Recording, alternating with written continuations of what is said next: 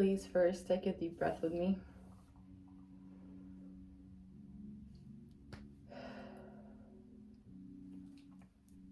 Hi there. My room is a mess, but please ignore that. I have a lot of things to do today, and I'm really excited to start my day, but first I wanted to get this off my chest. I've been feeling so much love lately in my body, and I'm not even sure if love is exactly that or it's a part of it, but I've been feeling this warm, buzzing sensation in my body for days now, more and more often. Where I think it's more that I just notice. It's kind of what I imagine to be this life force, this chi inside my body, and I would notice it when I'm at work folding napkins, or when I'm washing the dishes and just humming to myself, or when I'm washing my hair and I have no noise or no thoughts clouding my judgment, and I can just fully be in the present moment. The more I feel this, the more I notice, because I believe it's always there. It's just difficult to see or feel or hear or sense in any way when you are focusing on other things. But I believe the more I notice it and the more I manage to focus on it, the more I am able to enjoy living, I guess. The more I feel love, the more I love being alive, and the more life is going to love me back, I believe.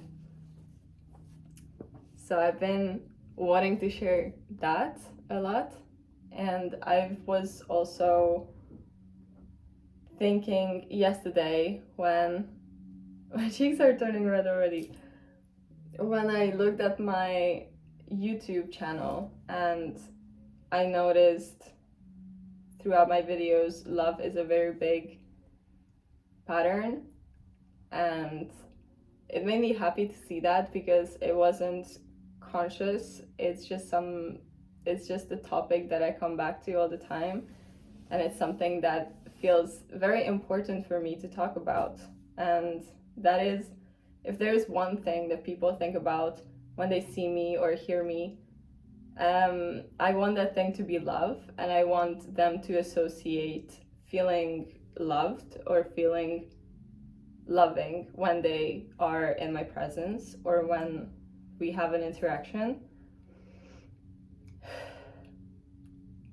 Yeah, I think that I just had to declare that for myself to really anchor this idea into anything I do. But apart from that, I do have a list I wrote for 2026, kind of my, what the heck are they called? I completely forgot this word. Resolutions, I guess, for the new year. But hear me out. It's a bit more complicated than that, because right before New Year's, so actually around Christmas, I've had this revelation that I started to research cyclical thinking or cyclical worldviews, which basically it's all of these ideas.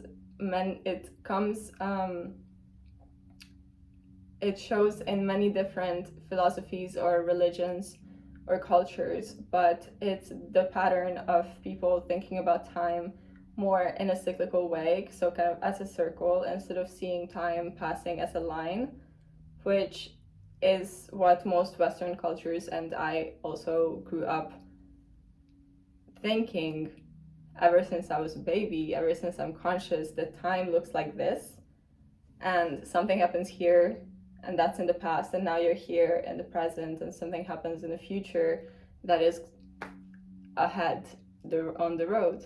And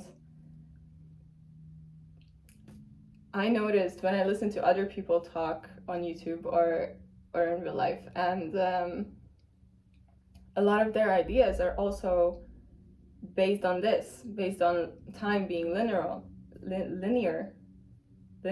And if you think about, or you say, oh, I am moving forward, I am looking back on the past, I am language is not my strength today, but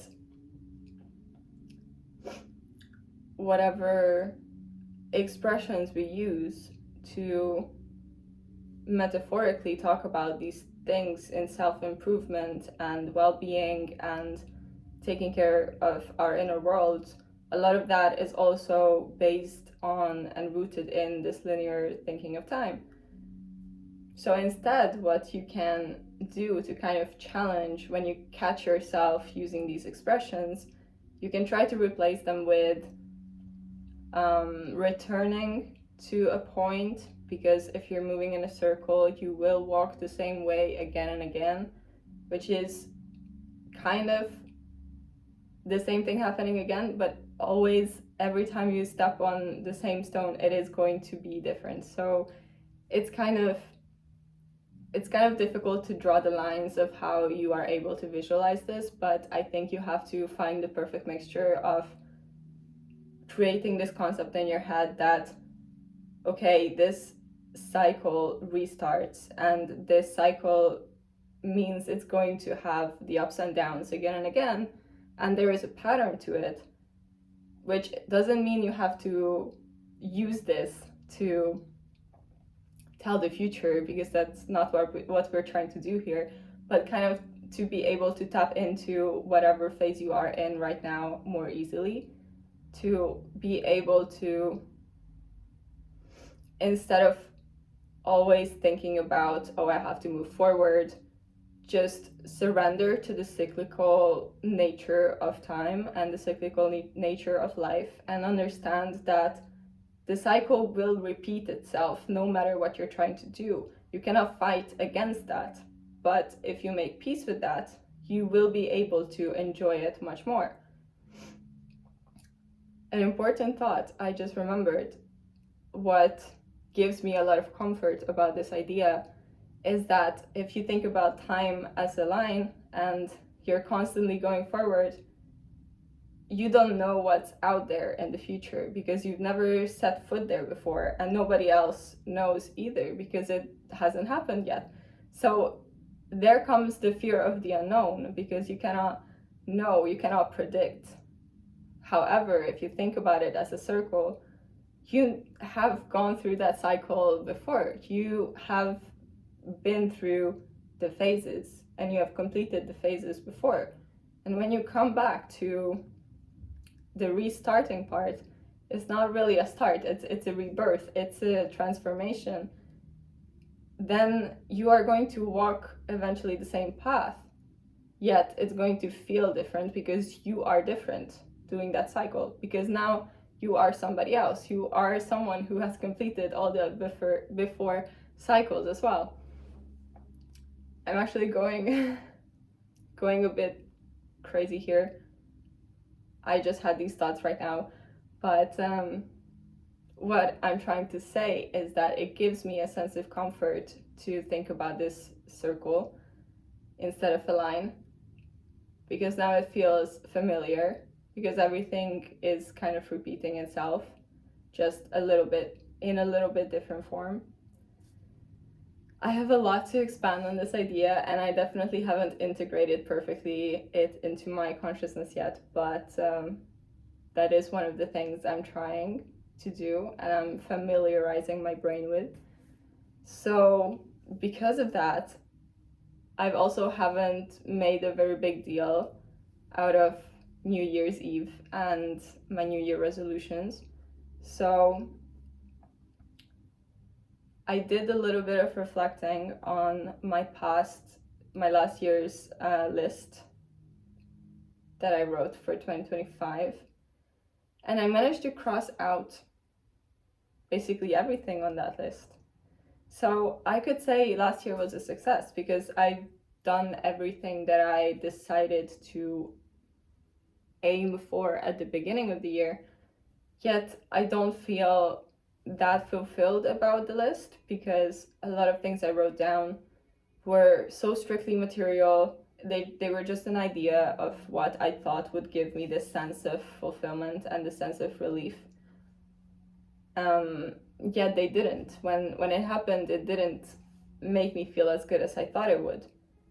So this year, what I really wanted to do differently is to rather focus on the destination and not on the journey. Meaning, rather focus on the what and not on the how. So I wrote down things on my list which might be way too broad. And when I think about it, or when other people would read it, which they will not, I will keep this private, but they would be like, how are you even going to do that? But my answer to that is it doesn't matter, because what I'm trying to practice is to just keep the idea in my head of where I'm trying to go and what I'm trying to become, and then let the world just create my path for me. Because I noticed on myself and I noticed on everyone else that it's so difficult to move forward when you are being caught up on where you have come, the way you have walked already.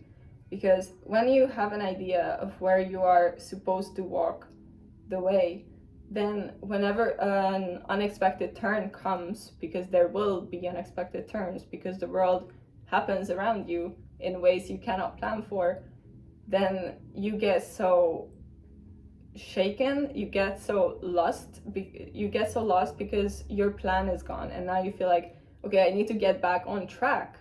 But actually, most of the time, what the world is trying to do is it's trying to lead you on another way, which is meant for you, but you feel like you have taken the wrong turn because you feel like this is not what I planned. However, I don't believe myself to be smart enough to plan for the future. However, I do believe God to be smart enough and intelligent enough. The universe knows more than I know. So why would I do the planning when I have such limited resources? I don't have enough information. I don't have the full map to know where I'm supposed to be going. So the only thing I can do is pick a destination and stick to the destination, the idea of what I'm trying to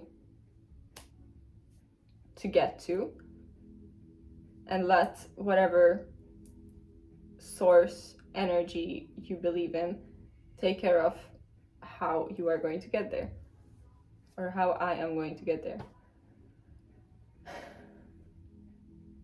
Yeah. That's something I'm trying to familiarize myself with, and the thoughts I'm trying to integrate lately. I feel like I'm doing good so far. I feel motivated to focus on doing the things that make me feel good. So I'm really trying to follow my gut feeling more, or my intuition, whatever you want to call it. I feel whenever I have the urge, or whenever I have the motivation, not the motivation, but like the inspiration, when I feel the spark of passion in me that, oh, this is really what I feel like doing right now, then I'm going to do that. I don't want to force logic on myself when it's not necessary. I like to think about stuff and I like to analyze stuff, but I don't want to create a cage for myself because of my thoughts. I believe it's important to think, and I wish more people thought about the deep stuff in life, but that is not to be confused with being overly analytical and being overly materialistic. thinking and logic is kind of just a hobby. One of my hobbies is the same as painting. I'll do this when I feel like it, and I'm not going to let it take over my life, because that is not who I am. I don't believe that is who I am meant to be. I believe that is not what is going to make me happy. I know that happiness is a feeling. So then, why am I trying to reach happiness in a language it doesn't understand? Because if you're trying to feel a certain way, you're not going to be able to think yourself into feeling that. You have to feel yourself into feeling that. However, of course, if you want to manifest material things, you can put in the physical work to get those things. If you want money, you can work. But if you want to be happy, you have to be able to feel that. You're not going to get happiness from material things the way happiness is not going to give you material things. I'm sure some manifestation gurus would love to argue with me on that one, but I just had this thought right now. It's not, take it with a grain of salt. I just came up with this on the spot. But I think I said everything I needed to say and even more. So I'm going to get back to my stuff, and I wish everyone a very happy new year. If you have goals you set for yourself, just stay kind to yourself even when things don't go as you planned, because I believe at the end you will get to where you are meant to go. I love you.